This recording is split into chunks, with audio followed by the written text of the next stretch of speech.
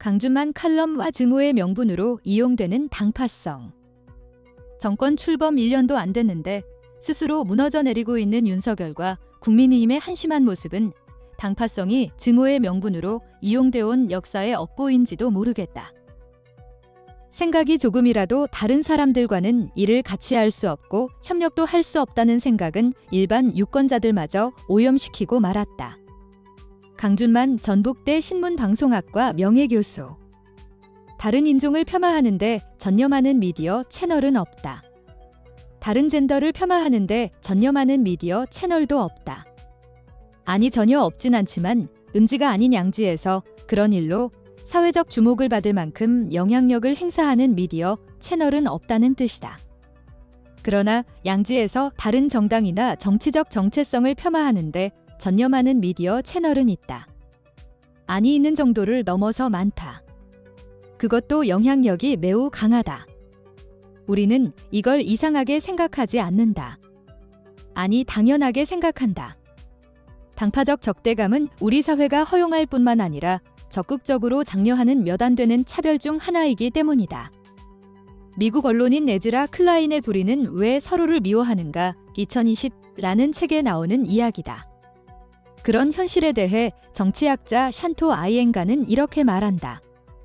정치적 정체성은 증오를 위한 만만한 구실입니다. 인종 정체성이나 젠더 정체성은 그렇지 않습니다. 오늘날 우리는 사회 집단에 대한 부정적인 감정을 표현하지 않습니다. 그러나 정치적 정체성은 예외입니다. 이 점에 관한 한국은 놀라울 정도로 미국과 비슷한 나라다. 다른 정치적 정체성을 비난하는데 전념하는 미디어 채널들은 디지털 혁명 덕분에 성장 산업이 된 지 오래다. 지식인들도 그런 채널들에 의탁해 명성을 유지하면서 적대 세력에 대한 증오와 혐오를 원하는 팬덤의 수요에 적극 부응한다. 이렇듯 증오의 명분으로 이용되는 당파성은 국가와 공동체의 분열을 초래한다. 하지만 그런 분열로 밥을 먹고 이름을 얻는 사람들의 수가 크게 늘어 막강한 기득권층을 형성하면서 정치는 분열 산업으로 다시 태어난다. 이론적으론 문제될 게 없다. 갈등은 민주주의의 위대한 엔진 샤트슈나이더이기 때문이다. 문제는 어떤 갈등이냐 하는 것이다.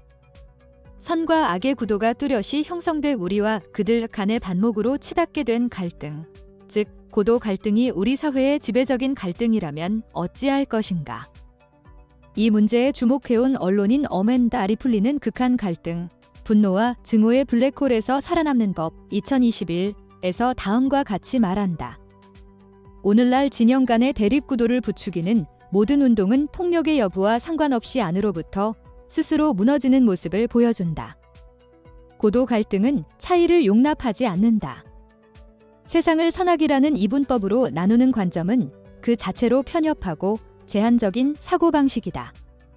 이런 관점은 많은 사람의 힘을 규합하여 어려운 문제를 풀고자 하는 노력을 방해한다.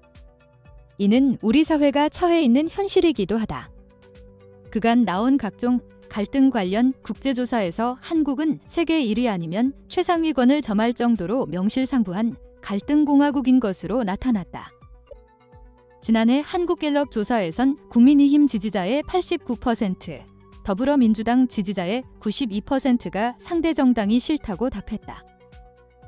자신이 지지하는 정당이 좋다고 답한 비율은 국민의힘 지지자의 70%, 더불어민주당 지지자의 73%에 머물렀다. 이게 바로 한국 정당들이 스스로 잘하려고 애쓰기보다는 상대 정당을 비난하는 선전선동에 모든 걸 바치는 배경이자 이유가 되고 있다. 더욱 비극적인 건 정당 내부에서도 그런 갈등이 똑같이 일어나고 있다는 점이다.